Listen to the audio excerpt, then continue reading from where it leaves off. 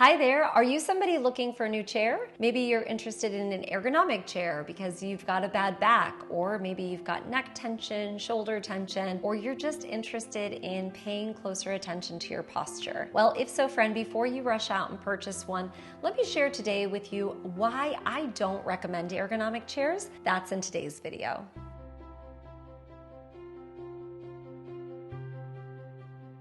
Hi there, my name is Morgan Risden, and I'm the creator of Center Studio, where I teach people skills to feel more comfortable more often, which of course includes things that you can do at work. Now, if you are new to my channel, friend, and this is your first time here, welcome. I'm very glad to have you, and I hope if you enjoy today's content, you'll do me a favor, friend, hit that subscribe button. There's also a notification bell that'll just let you know every week when I upload my next video. And of course, feel free to stick around and check out some of my other videos as well. Now, in today's video, I wanted to talk with you about why I never recommend ergonomic chairs to anybody. And you better believe people are always asking me, as an Alexander Technique teacher, my opinion on chairs. And truth be told, I love chairs. I love stools, I love benches, I love seats, I love couches and chairs. I love all kinds. Much to my husband's chagrin, I'm always saving chairs on the side of the road, reupholstering them, refinishing them, and then bringing them into our home. But there is the one kind of chair that I really don't like universally, and that is all ergonomic chairs ever. Yeah, I don't think I've ever seen an ergonomic chair that I like. And now that's not to say that I can't find an ergonomic chair that might be comfortable or that I might appreciate sitting in for a few minutes, but I would never ever recommend that a student of mine who works a 9-to-5 job invest in an ergonomic chair. And I'll share with you why. To begin with, there are a lot of things to take into consideration. And you know this if you've been looking for an ergonomic chair. You have things like, what is the height of the chair? Does it have one of those gas cylinders that allows me to go up and down? Does it allow my seat to come out further so the depth of the seat can change? What about the width of the seat, right? Where are the armrests? Now, those also can go usually further out, up and down. Do you have them at all? Is there a headrest? What about, don't get me started on casters. In a moment, I'll tell you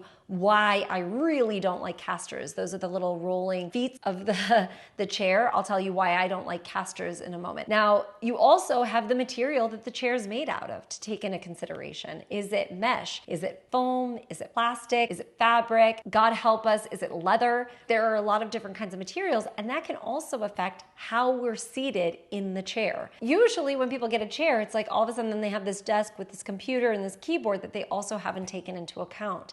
And I'm often suggesting that these ergonomic chairs are significantly overpriced for what people need. Now, the reason that I don't recommend ergonomic chairs specifically to my students is, first of all, chances are you probably already have the best chair for you sitting in your own home right now. Yes, I said that. And I always recommend to students to start with that. Save your money, friend, and don't go out getting something that you don't need, because chances are you've got something comfortable that just needs to be a little bit improved, maybe by adding a blanket or adding a cushion or pulling it to another table. And really, you can start with that before going off and dumping $800 on an ergonomic chair. And the reason that I personally don't recommend ergonomic chairs ever is because they are designed specifically to keep you comfortable for extended periods of time. And when I say comfortable, it's meant to convince you that you feel comfortable. It doesn't mean that you actually are comfortable. It means that your body thinks it's comfortable, so you might not end up moving. Some people are very sedentary, and those kinds of work chairs, those ergonomic chairs that we see as being so comfortable because, oh, you can lounge back, you can kick up, you can move the armrests out a bit. They're just there to make you think you're comfortable. The thing about ergonomic chairs is that they were built with you in mind, friend. They were built with how can we keep a person in the chair comfortably for an extended period of time so that they can be really productive and work. So I will concede that ergonomic chairs do convince people that they're comfortable for extended periods of time. Now, notice what I just said. I'll repeat it. Ergonomic chairs convince you that you're comfortable. And when you think you're comfortable, you're less likely to move and to adjust. And what happens in most of these cases is that then you get very sedentary, and our bodies, friend, are not meant to be sedentary for an entire length of a day. That's just not realistic. Well, I don't gotta go to the bathroom, Morgan, or I don't need to get up and walk around to get a drink of water. Okay, fine, but your body does. Your body would appreciate more movement in the midst of its workday, because ultimately, if you're just seated for an extended period of time, you're gonna be sinking slower and slower into your seat, and chances are any good posture you had at the beginning of the day is probably gone. And what happens is that people don't realize where different body parts of theirs are having to compensate to keep them upright and to keep them comfortable. So they end up being in these chairs that are not meant to fully support them, and they're uncomfortable. Their neck starts to hurt, their shoulders start to hurt, they've got back pain, and their lower back, upper back starts to give them trouble. And again, it's because they're not moving enough throughout the day, and they don't recognize where different parts of their body are having to help support them in that posture.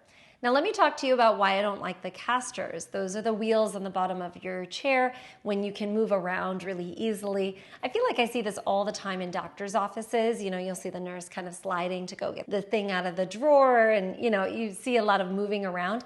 And I think it's fun sitting on a stool or a chair that's got some wheels on it. But why I don't like casters specifically is because I don't think that they lend themselves to our bodies having a lot of support in the upright seated position. Now, sometimes I'll tell the following story to my students, and I'll ask students, I'll say, if you had to change a bunch of light bulbs at your grandmother's big dining room, chandelier, would you use that ergonomic chair to stand on to change all those light bulbs? Now, most of my students say no to that. And if you also say no, then I would follow that up with why? And they say, well, I wouldn't feel that supportive. I feel like I'd go all over the place. I wouldn't feel sturdy, or I wouldn't feel like I had a steady foot underneath me. And then my response to that is, if it's not steady and sturdy enough for you to stand on to change a light bulb, what makes you think that it is steady or sturdy enough for you to sit on all day? So I often talk to students about the idea of thinking about their sit bones as the feet of their torso. And it's this idea that your sits bones are supporting you in this upright posture. And if you're always moving around on these rolly things, your body can never really feel the support of the seat or the support of the ground underneath it. And that becomes problematic, because then while you're trying to work, your body is unconsciously probably compensating in other areas in order to find that stability. So I'm a huge fan of chairs without wheels. Now again, these videos, like all of my videos, are just my opinion. My recommendations as an Alexander Technique teacher, as an individual who sees a lot of different students, and these are the things that I've come to believe from my experience, but it's just mine. It's my experience. So I don't want you to go out and say, well, Morgan said, and so I'm not going to. No. Question me, friends. Be a heretic.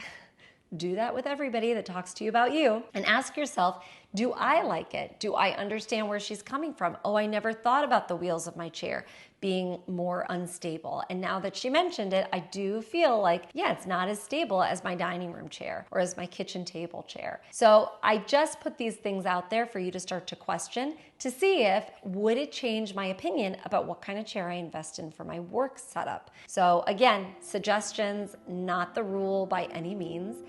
Now, I hope you enjoyed today's video, friend. And of course, as always, if you did, do me a favor, hit that like button.